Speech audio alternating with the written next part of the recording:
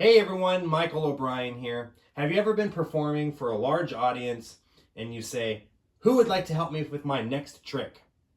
And no one puts their hand up, right? And so now you have to be looking in the audience, you sir, would you like to help me? And the person's like, oh no, I'm okay, thank you though. And you're like, all right, well, miss, what about you? Would you like to come up and try to help me with the next trick? And the person's like, who, me? Oh no, I don't do that. Thank you though, right? And you're just like, okay, well, I need someone to help me because if no one comes up and helps me, I can't do the trick. And you're just so frustrated and you don't know what to do. Has it ever happened to you?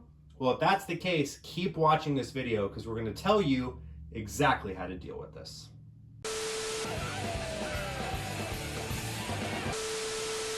Hello, my friends, and welcome back to another episode of Advice for Magicians, where my job is to make you the best possible entertainers that you can be. Now, recently in one of the Facebook magicians only groups, there was a magician that asked, what do you do when this happens? You're trying to get someone to come up and just no one wants to participate, and you're asking individuals, would you like to come up and help me? And they're saying no. You're saying, well, is there anyone in the audience to help? And no one's raising their hand, and just no one wants to participate, right? Well, what do? Do you just not do that trick? Do you go into something else? That's one option. But what if you need to do this trick because it's tied to other stuff that you're doing in your act, right? And you need a volunteer for this. Well, in this video, we're going to talk about ways to kind of make it a little bit easier so that you can actually get people up on stage with you to help you out, right? So it doesn't feel like you're struggling to get people up on stage, right? So here are some best practices for you to help you kind of make things a little bit easier, so when you get to that moment and you're going to be asking a volunteer to come up on stage with you, you don't get so much pushback and people are going to come up and they're going to want to participate, right? So number one, the reason people don't want to come up is because A, they get stage fright, they don't like being the center of attention, right? B, they're worried that they're not going to know what to do, right? And three, they're worried that they're going to be made a fool of. So let's talk about these three things now, right? The first one, they don't like being the center of attention. There's not really a whole lot you can do when it comes to picking someone that doesn't want to be the center of attention, right? So someone that's very shy, someone that's very reserved, someone that's kind of just keeping to themselves, right? They're probably not going to be the person that you're going to want to bring up on stage because there's a good chance they're going to be very nervous and they're not going to want to come up, right? So that's number one. Number two, they don't know if they're going to be able to help you or to do whatever it is that you want to do, right? So it's very important that you make the audience aware that they don't have to do anything. They're just there to assist you, to be the eyes of the audience, right? Would you mind to take a look at these cards and make sure it's a normal deck, right? If you hand them a deck of cards and say, I want you to shuffle these, right? Just like this, and you do all these riffle shuffles, you're just going to be like, I don't know how to do that, right? I don't even want to try because if I drop the cards, that's embarrassing, right? Which brings me to the third point. Number three, they're worried that they're going to be made a fool of. There's this kind of trope in magic where you bring an audience member up, and the whole point of the magician bringing the audience member up is to show how clever the magician is and how stupid the audience member is, right? So a lot of the time, people don't want to volunteer because they're like, well, I don't want the magician to make me look like an idiot in front of all my family and friends, right? So it's very important, and it's up to you to show them right out the bat that you're not there to make fun of anyone. You're not there to make anyone feel bad. This is a collective kind of thing where we're all in on this together, and we're just going to have a lot of fun, and we're going to make some really cool magic happen, right? So how do we do this now? Number one, I highly recommend a pre-show. Right? It doesn't have to be anything crazy. It could be as simple as just a little bit of mingling or walk around in the lobby. If you're performing in a theater, just a little bit of a meet and greet with some people in the lobby, right? Before you do your show, before they go in and they have their seats.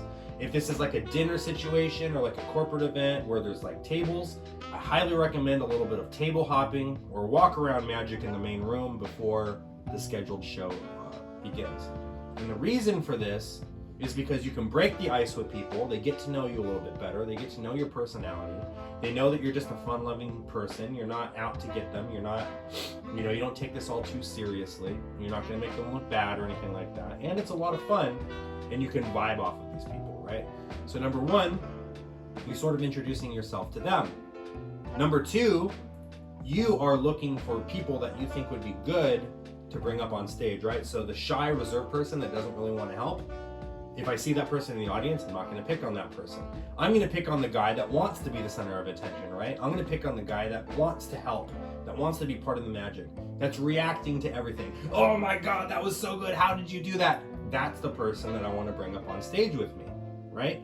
So a little pre-show, walk around, strolling, table hopping, whatever you want, whether it be out in the lobby or, outside on the street if there's a line of people waiting before they come in the building to see, like before the doors open.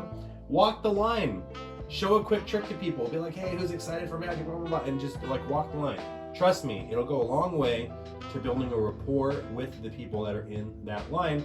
And if you can remember some faces, some people that had a good time while you were doing the pre-show, those are the best people to pick on to come up with you in the audience during the main theater show, right?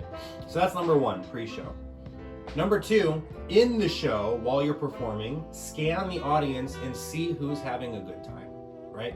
So the people that are clapping, that are reacting to everything, the people that are laughing at all of your jokes, right?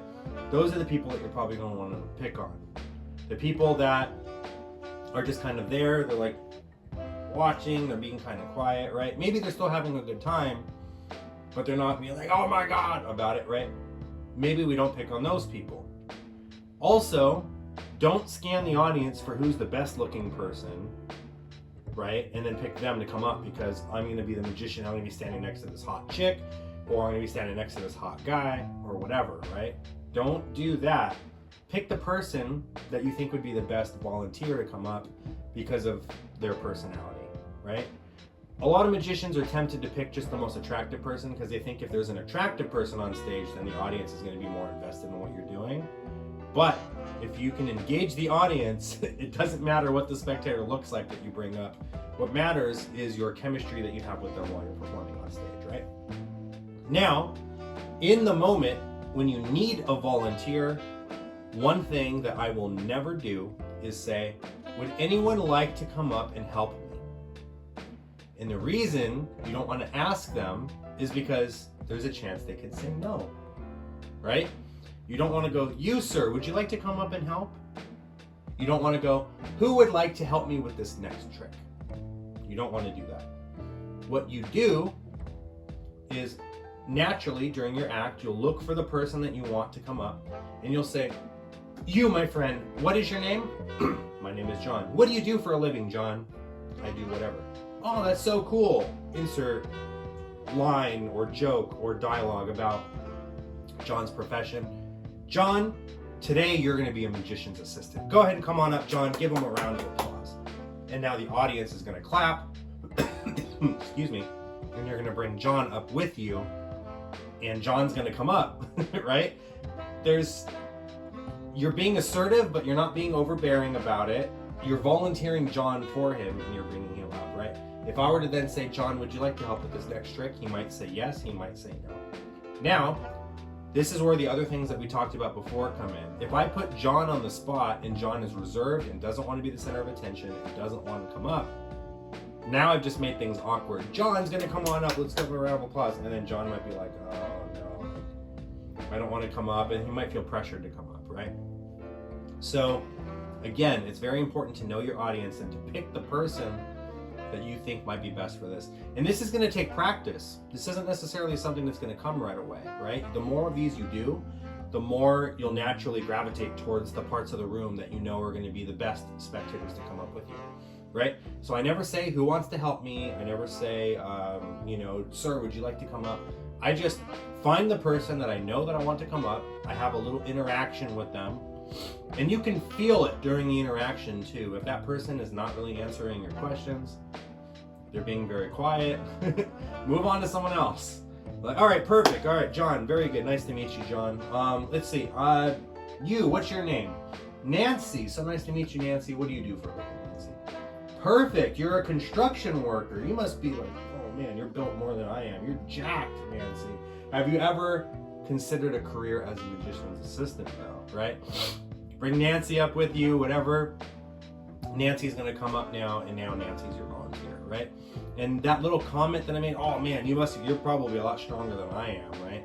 And then you see Nancy, and she's like this, like, you know, skinny little thing or whatever, you know, and she laughs about it, or she's like, oh yeah, you know, okay, Nancy's ready to play ball. We're gonna bring Nancy up, right?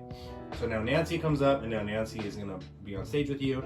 And a lot of the time, when you have that little bit of banter with people, and it's playful banter back and forth, and they give it back to you, that's the person that I want to come up, right?